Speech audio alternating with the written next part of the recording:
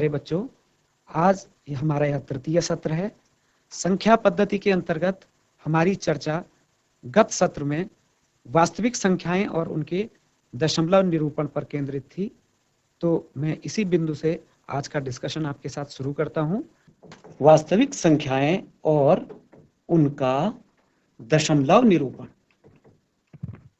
बच्चों, जैसे हमने आपसे चर्चा की थी कि वास्तविक संख्याएं हम दो वर्गों में बांट सकते हैं, परिमेय और अपरिमेय संख्याएं।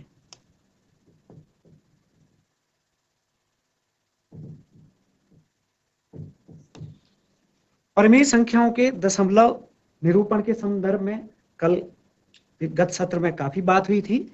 उदाहरण के लिए हमने एक संख्या चयनित की, हमने लिया 5/4। तो 5/4 को डेसिमल में कन्वर्ट करने के लिए आप सिंपल डिवीजन मेथड का प्रयोग कर सकते हैं। 4 से 5 को डिवाइड करना है। 4 1 जा 4, 1 आया, 10 हो गया, 4 2 जा 8, 2 रहा, 4 5 जा 20। ये एक उदाहरण है और आप इस तरह की बहुत सारी संख्याओं को लेते हुए उनके दशमलव प्रसार देखेंगे कि दशमलव के कुछ स्थान के बाद हमको आगे विभाजन की आवश्यकता नहीं रहती, क्योंकि हमारा शेष उसके बाद शून्य प्राप्त हो जाता है। तो इस प्रकार के दशमलव निरूपण को हम शांत दशमलव कहते हैं। अर्थात इस संख्या और इस प्रकार की संख्याओं में एक प्रकार का जो दशमलव निरूपण हमको प्राप्त होता है वो शांत दशमलव है। इसी प्रकार हमने इस संख्या के संदर्भ में भी चर्चा करी थी। 1/3 अगर हम इसका दशमलव प्रसार देखें तो ये हमको किस प्रकार का प्राप्त होगा? 0 3 3 3। कहने का आशय है कि ये 3 का अंक बार बार बार इसकी पुनरावृत्ति होती चली जाएगी। इस प्रकार का दशमलव शांत तो नहीं हुआ, तो इसको हम अशांत कह देते हैं। तो अशांत, लेकिन इसकी एक और कैरेक्टरिस्टिक है कि अशांत के साथ साथ इसमें संख्याएं एक अंक या किसी अन्य समस्या में हम देखेंगे, अन्य संख्या के संदर्भ में हम देखेंगे कि संख्याओं के युग्म की पुनरावृत्ति होती है, तो इसको हम अशांत आवर्ती कहते हैं। तो दूसरे प्रकार का निरूपण अशांत आवर्ती हुआ। तो परिमेय संख्याओं का दशमलव निरूपण इन्हीं दो वर्गों के अंतर्गत आता है। या तो वो शांत दशमलव का प्रसार दर्शाती हैं, या उनका दशमलव प्रसार अगर अशांत है तो वो निश्चित रूप से आवर्ती होता है।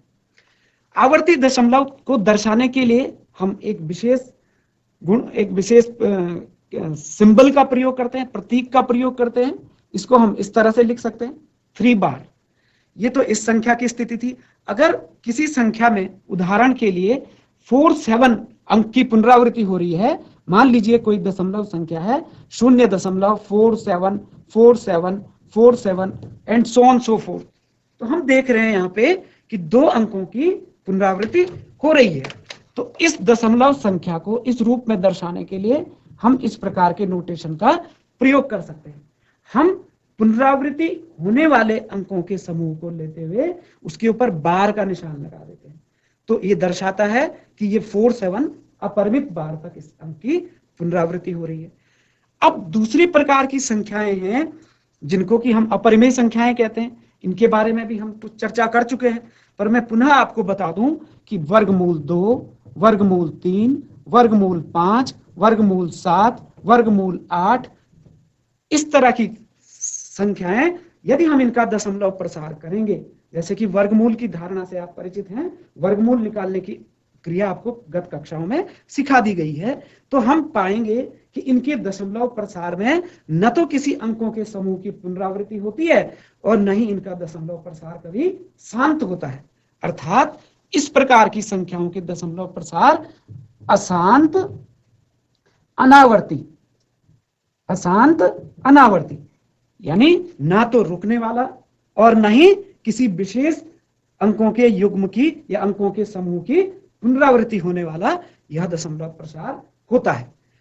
तो इसको हम अंग्रेजी में भी इनका नोटेशन ध्यान कीजिए, इसको हम नॉन टर्मिनेटिंग नॉन रिकरिंग कहते हैं, non terminating non recurring decimal expansion कहते हैं।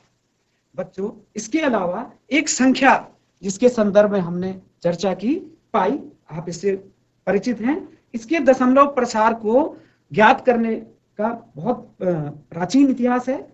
हमारे वैदिक काल में सुल्व सूत्र एक पुस्तक है, सुल्व सूत्रों के अंतर्गत भी इसका प्रसार दशमलव के 4 और 5 स्थानों तक शुद्ध दिया गया है। अगर हम आज की मॉडर्न कैलकुलेशन के आधार पर भी देखें तो एकदम सटीक बैठता है। तो बच्चों, उसके बाद के कई गणितज्ञों ने इस पर प्रयास किया इसके दशमलव प्रसार को ज्ञात करने का, और आज हमारे पास कंप्यूटर की सहायता से बहुत बड़ी बड़ी एल्गोरिथम टेक्निक्स हैं, इसका प्रसार लाखों स्थानों तक प्राप्त करने की कोशिश की गई, फिर भी किसी अंक समूह की पुनरावृत्ति नहीं हुई। तो इसीलिए इसका दशमलव प्रसार भी अशांत अनावर्ती है। विद्यार्थियों के मन में बहुधा यह प्रश्न उठता है कि जो पाई का हम मान लेते हैं वो 22/7 है, और 22/7 तो P/Q के फॉर्म का हो गया, फिर तो ये परिमेय संख्या होना चाहिए। बच्चों, आपको ध्यान लेना चाहिए कि 22/7 पाई का वास्तविक मान नहीं है, ये इसका लगभग मान है, अप्रोक्सीमेट वैल्यू है, जिसको कि हम 22/7 लेते हैं। अन्यथा इसका दशमलव प्रसार इन्हीं संख्याओं की भांति अशांत अनावर्ती या नॉन टर्मिनेटिंग नॉन रिकरिंग है। तो अब अगर मैं इसके आधार पर देखूं, जो मेरा संख्याओं का वर्गीकरण था वास्तविक संख्याओं का, तो 2 वर्गों में मैंने इन संख्याओं को बांटा, और इन दोनों वर्गों के आधार पर अगर हम दशमलव प्रसार के आधार पर देखें तो परिमेय संख्याओं का दशमलव प्रसार जहां शांत दशमलव प्रकृति का हो सकता है, टर्मिनेटिंग डेसिमल हो सकता है, या अशांत आवर्ती प्रकृति का हो सकता है, वहीं अपरिमेय संख्याओं का दशमलव प्रसार सदैव नॉन टर्मिनेटिंग नॉन रिकरिंग या अशांत अनावर्ती ही होगा। ये आपकी पाठ्य पुस्तक में इस पे छोटी छोटी कई समस्याएं हैं, मैं पुनः आपसे अपेक्षा करूंगा कि आप उनका अभ्यास करें। अब बच्चों, हम ये प्रयास करेंगे कि अगर आपके पास कोई दशमलव संख्या अशांत आवर्ती दी हुई है तो किस प्रकार आप उसको P/Q के रूप में व्यक्त करें, अर्थात परिमेय रूप में उसका किस तरह से निरूपण करें। अशांत आवर्ती दशमलव संख्या का P/Q रूप में निरूपण, ये एक महत्वपूर्ण बिंदु है। मैं उम्मीद करूंगा कि आप इस पर ध्यान केंद्रित करें। मान लीजिए हम किसी दशमलव संख्या को x कह देते हैं, और x का मान आपके पास 2.576 है मान लीजिए, और यहां पर 76 का ये जो 2 अंक हैं इनकी बार बार पुनरावृत्ति हो रही है, अर्थात ये संख्या किस प्रकार की है, 2.576 76 76 76 up to many places, finite places. तो अब हम इसका किस तरह से P/Q में निरूपण करें, ये हमारा पहला उदाहरण है। तो इसको व्यक्त करने के लिए एक बात हम ध्यान रखेंगे कि दशमलव के पश्चात जितने अंकों की पुनरावृत्ति हो रही है उसको नोट कर लें। यहां पर 2 अंकों की पुनरावृत्ति हो रही है तो इसको हम 100 से गुणा करेंगे, एक के पीछे 2 जीरो लगा देंगे। अगर 3 अंक समूह की पुनरावृत्ति हो रही होती तो एक के पीछे 3 जीरो, अर्थात हम 1000 से गुणा कर लेते। तो बच्चों, इसको नंबर 1 मानते हुए हमने इसको पूरी इक्वेशन को मल्टीप्लाई कर देना है 100 से, दोनों पक्षों को 100 से गुणा करने पर। तो ये हमारे पास 100x प्राप्त हो गया। 100x बराबर 100 से अगर गुणा करेंगे तो ये दशमलव का स्थान शिफ्ट हो जाएगा। ये कितना हमको प्राप्त होता है, this is 257.67676 and so on so fourth. इसी तरह से इसको हम इक्वेशन 2 बना सकते हैं। और अगर मैं दूसरी समीकरण में से पहली समीकरण को घटा दूं, अब हमने क्या करना है, इक्वेशन EQN समीकरण का संक्षिप्त रूप, इक्वेशन 2 में से इक्वेशन 1 को घटा देना है। तो इसको किस तरह से लिखा जा सकता है, आप बखूबी जानते हैं। 100x बराबर 257 और उसके बाद क्या आ जाएगा, ये 7 तो यहां तक आ गया, फिर 6 7 6 7 6 7 सो ऑन सो फोर्थ, यानी कि 7 6 7 6 7 6, ये तो अपरिमित स्थानों तक इसकी पुनरावृत्ति होगी। और नीचे से हमने इक्वेशन 1 लिख देनी है। तो इक्वेशन 1 क्या है हमारे पास, x इक्वल्स टू 2, देखिए 2, अब 2 को समान स्थानीय मान के संदर्भ में लिखें तो 2 7 के नीचे लिखा जाएगा 2.576767 अब अर्थात कि ये जो 7 6 के ऊपर बार लगा था, मैंने इस बार को हटा दिया। तो बार हटाने से क्या होगा कि 7 6 अंक समूह की अनंत बार पुनरावृत्ति हम कर देंगे। और घटाने में आपको पता है दोनों पक्षों के हम चिन्ह बदल देते हैं। तो 100x में से आपने x घटाया तो हमारे पास बचता है 99x। इसी तरह से यहां भी घटाने की क्रिया कीजिए। 7 में से 2 कम करें तो हमारे पास रहता है, 7 में से 2 कम करने पर 5, और 5 का 5 और 2 का 2। यहां दशमलव के बाद से घटाना शुरू करना चाहिए था। ये देखिए इधर सब 0 होता चला जा रहा है, 0 0 0, यहाँ अगेन 0, यहाँ अगेन 0, यहाँ अगेन 0। लेकिन 6 में से 5 को कम कर रहे हैं तो तब हमारे पास कितना प्राप्त हो रहा है, 6 में से 5 को कम करने पर 1, 0 0 0 0 and so on so fourth. तो बच्चों यहाँ देखिए हमको ये, अब इन 0 को लिखना न लिखना आपके ऊपर है, इनका कोई विशेष महत्व नहीं है दशमलव के बाद के शून्य का। तो हमको प्राप्त होता है 99x इक्वल्स टू 255.1। अब चूंकि मुझे x का मान चाहिए तो x के मान की गणना कर सकते हैं। x बराबर 255.1, ये 99 से डिवाइड हो जाएगा। और अगर मुझे चूंकि यहां पर पूर्णांक संख्या लिखनी है तो मैं इस दशमलव को हटा दूं। दशमलव को हटाने के लिए अंश और हर को इस भिन्न के 10 से गुणा कर देते हैं, एक स्थान हटाना है तो 2551.990। तो निश्चित रूप से ये इस संख्या का p बटा q का फॉर्म होगा। हमने किस तरह से एक अशांत किंतु आवर्ती दशमलव संख्या को p बटा q के रूप में व्यक्त किया। यदि संख्याओं का ग्रुप जो पुनरावृत्ति जिन अंकों की हो रही है वो 2 से अधिक हो तो वो किस तरह से होगा, हम मान लेते हैं लेट x इक्वल्स टू 1.764 और मैंने इस पे बार लगा दिया। अब आप यहां देखिए कि ये संख्या आपकी क्या संकेत कर रही है कि संख्या किस प्रकार की है, 1.764 764 764 764 so on so fourth, never ending, अर्थात अपरिमित स्थानों तक ये आगे अग्रसर होता चला जाएगा। तो जैसे मैंने थोड़ा पिछले प्रश्न में भी आपको बताया था, पिछली समस्या में भी, कि किस तरह से हम इसको p बटा q के रूप में बदलें। तो हम क्या करते हैं, यहां अंकों को देख लीजिए कितने अंकों की पुनरावृत्ति हो रही है, 3 अंकों की। तो दोनों पक्षों को 1000 से आप गुणा कर सकते हैं। इसको समीकरण 1 ले लीजिए और समीकरण 1 के दोनों पक्षों को हम 1000 से गुणा कर रहे हैं। हमको कितना प्राप्त होता है, this is 1000x equals to 1। अब देखेंगे 1764 के बाद डेसिमल प्लेस शिफ्ट हो जाएगा एंड ये क्या आएगा हमारे पास 764 764 764 सो ऑन सो फोर्थ। ये हमारी इक्वेशन नंबर 2 हो गई। प्रक्रिया उसी प्रक्रिया का आपने पालन करना है। हम इक्वेशन नंबर 2 में से इक्वेशन नंबर 1 को सब्ट्रैक्ट कर देते हैं। इक्वेशन 1 को सब्ट्रैक्ट कर देते हैं तो हमको क्या मिलता है, देखिए 1000x equals to 1764.764 764 764 so on so fourth.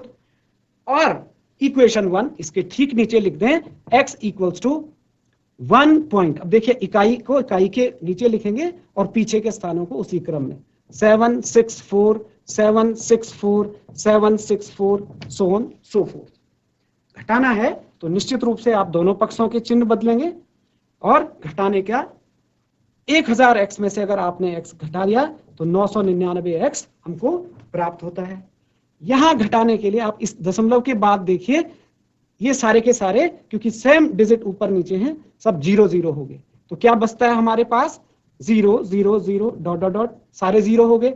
4 में से आपने 1 कम करा, this is 3, again this is 6, this is 1763.00, क्योंकि डेसिमल के बाद यहाँ कोई अंक 0 के अतिरिक्त कोई नहीं है, इसलिए इन सभी 0 को हम छोड़ सकते हैं। इसलिए हमारा जो संख्या आई यहाँ पे 999x इक्वल्स टू 1763। और अब हमको चूंकि x का मान ज्ञात करना था, तो ये x से 999 से हम विभाजित कर सकते हैं, 1763/999, ये हमारा आंसर हो गया। देखिए, तो मेरी आपसे उम्मीद रहेगी, अपेक्षा रहेगी कि आप इस तरह के बहुत से प्रश्न अपनी पाठ्य पुस्तक से हल करें, और ताकि आप इस प्रकार की समस्याओं को हल करने में और दक्ष हो सके। अब अगर आपके पास एक संख्या दे दी जाए, मान लो वो शांत प्रकृति का दशमलव संख्या है, और उसको आपने संख्या रेखा पर निरूपण करना है। अब संख्या रेखा पर आप अपना स्केल अगर ध्यान से उठा के देखिए, तो आप अपने स्केल में देखेंगे कि उसमें सेंटीमीटर के निशान बने रहते हैं, एक तरफ इंच के निशान रहते हैं, इंच के निशान दूर दूर होते हैं, उन पर आप ध्यान ना दीजिए। स्केल का वो भाग देखिए जिसमें 0 से आगे 1 2 3 4 5 बराबर बराबर स्थानों पर सेंटीमीटर के निशान है, और प्रत्येक सेंटीमीटर के बीच में एक आधा, जहां पर ठीक उसका आधा होता है, वहां पर उस डंडा थोड़ा सा बढ़ाया रहता है, ताकि आपको ये पता चल जाए कि ये एक अंक का आधा दर्शा रहा है। ये देखिएगा आप, ध्यान दीजिए, ये वाली जो साइड आप देख रहे हैं, इस पर हमने सेंटीमीटर को प्लॉट किया है। तो आप क्या देखते हैं, 0 के बाद 1 2, ये बड़ी बड़ी रेखाएं खींची हैं और बराबर बराबर दूरी पर अवस्थित है। तो ये तो एक रेखाखंड है, इसको इसकी तुलना हम रेखाखंड से कर सकते हैं, इसके इस भाग की, और रेखा तो अपरिमित होती है दोनों दिशाओं में। तो प्यारे बच्चों, यहां पर अगर हम देखें तो 0 से 1 के बीच में 10 छोटे छोटे खाने हैं। ये एक खाने की माप 1 मिलीमीटर के बराबर है। ये सब आप अच्छी तरह जानते हैं, केवल पुनरावृत्ति की दृष्टि से मैं ये आपको बताना चाह रहा हूं। तो अगर मुझे यहां पर 7.6 प्लॉट करना है, तो इसी तरह का हम कागज पर ड्रॉ कर सकते हैं, और 7.6 का आशय होगा 7 से आगे 6 स्थान, हम और छोटे छोटे 6 स्थान और आगे बढ़ेंगे तो 7.6 हो जाए। यानी ये जो मिनिमम इसका कैलिब्रेशन हो पा रहा है इससे, वो 1 मिलीमीटर का हो पा रहा है। यानी अगर मैं लिखूं 7 सेंटीमीटर एंड 8 मिलीमीटर को हम कैसे लिखेंगे, तो निश्चित रूप से 7.8 हुआ। तो 7.8 को तो आप इसकी सहायता से ड्रॉ कर सकते हैं। मान लीजिए मैं इससे नहीं कर रहा हूं, आप इससे प्रयास कीजिए, यहाँ पर थोड़ा सा आपको बड़ा दिखेगा। तो यहाँ पर हमने ये संख्या रेखा है, मान लीजिए, तो ये 0 मान लेते हैं, 1 2 3 4 5 6 7, और इसको थोड़ा और बढ़ा दे, यहाँ पे मान लीजिए 8 है। तो इसके बाद हम बारीक स्थानों पर देखते हुए 8 स्थान आगे, 8 छोटे छोटे खाने आगे खिसक जाएंगे, तो ये संख्या हमारी 7.8 होगी। यहां तक तो ठीक है। ये सेंटीमीटर की स्थिति है, सेंटीमीटर को हम सीएम संकेत से व्यक्त करते हैं बच्चों। लेकिन यदि हमारे पास जो संख्या हमको दर्शानी है वो 7.85 हो, तो अब आप देखिए कि इस स्केल में सबसे छोटा खाना जो दृश्य है वो 1 मिलीमीटर का है, एक छोटा सा खाना। तो क्या हम उसके भी फिर उसके 10 भाग आसानी से कर सकते हैं इस स्केल में? संभव नहीं है। तो इसके लिए एक टेक्निक का हम प्रयोग करते हैं, उसको हम कहते हैं उत्तरोत्तर आवर्धन। इसी तरह से 7.856 को हम प्लॉट कर सकते हैं, या वगैरह वगैरह। आप देखेंगे एक उदाहरण की सहायता से हम इसको समझने की कोशिश करते हैं कि उत्तरोत्तर आवर्धन की सहायता से किस तरह से हम संख्या रेखा पर विभिन्न संख्याओं को दर्शाने का प्रयास कर सकते हैं।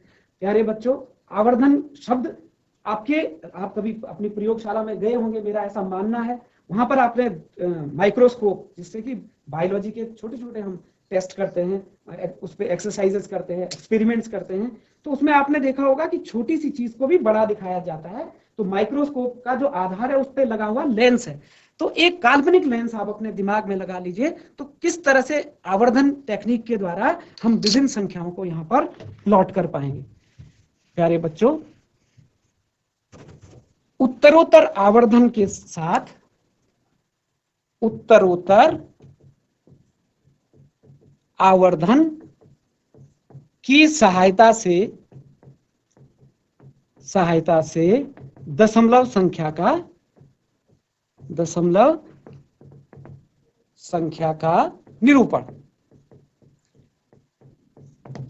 आप ऐसा अभ्यास अवश्य कीजिए। मान लेते हैं हमने जो संख्या प्लॉट करनी है वो x बराबर 2.763 है, मान लीजिए, ऐसे ही ले लिया, शांत दशमलव है, इसके बाद कोई स्थान नहीं। इसको 10th प्लेस, इसको 100th प्लेस, इसको 1000th प्लेस कहते हैं। जैसे बच्चों हम किसी संख्या को लिखें, मान लीजिए हमने 146.24 लिखा, तो आप जानते हैं ये इकाई, दहाई, सैकड़ा है ना, यूनिट, टेंस, 100, इस तरफ इस तरह से पढ़े जाएंगे। इधर 10th मतलब 10वां भाग है ना, ये शतांश, 100वां भाग, इसी तरह से 1000वां, 1000th प्लेस, तो ये सब भी आप जानते हैं।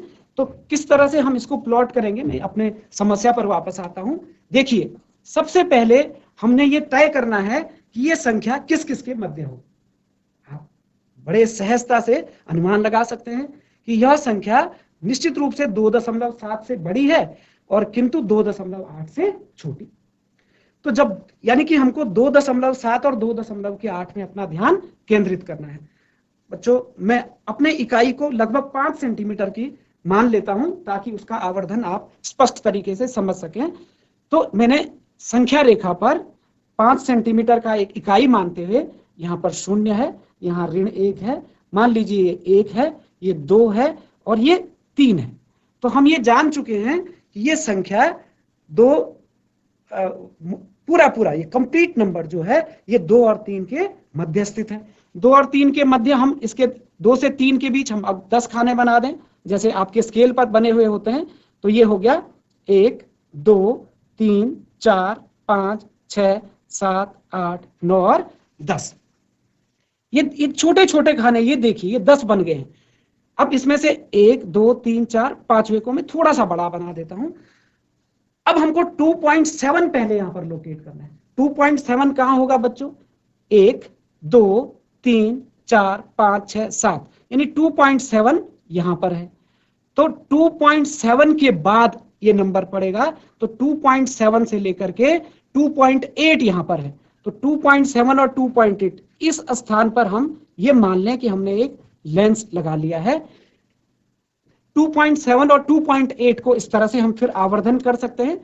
2.7, अब मैं पूरा ध्यान आपका यहां पर ले जा रहा हूं, ये मैंने यहां लिखा, और 2.8 यहां पर 2.7, यहां पर 2.8। अब यहां 2.7 से 2.8 के भी आप 10 खाने बना लीजिए। 1, 2, 3, 4, 5, 6, 7, 8, 9 और ये मिला के 10 हो गया।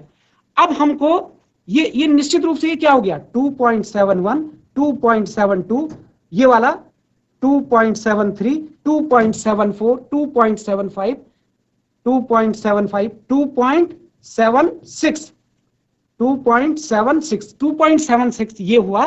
तो यानी कि अब हमको, अब ये 2.777, तो 2.76 और 2.77 यानी इसके मध्य कहीं वो संख्या है। अब हम इसको आवर्धन करते हैं। ये कल्पना कीजिए कि हमने यहां पर लेंस रखा और इस संख्या को पुनः हम किस प्रकार दर्शा सकते हैं बच्चों? यहां पर मैं 2.76 ले लूं और यहां पर मैं 2.767 ले लूं, 2.76 और 2.77, और बराबर स्थानों पर यहां पर 1, 2, 3, 4, 5, 6, 7, 8, 9 और इसको मिला के 10 खाने बन गए। अब निश्चित रूप से ये बिंदु आपका क्या कहलाएगा? 2.761, ये क्या कहलाएगा? 2.762, 763, 764, 765। तो 763 मुझे चाहिए था, ये देखिए 2.763। तो ये वाला जो पॉइंट है, ये वाला, अब आप इसको स्केल की सहायता से अपनी ज्योमेट्री कॉपी पे अच्छे से ड्रॉ करें तो आप इसको बड़ा सुंदर आकृति इस तरह से प्राप्त कर सकते हैं। तो हमने देखा कि कैसे हमने एक इकाई के 10 स्थान बनाए, तो 0.7 प्राप्त किया।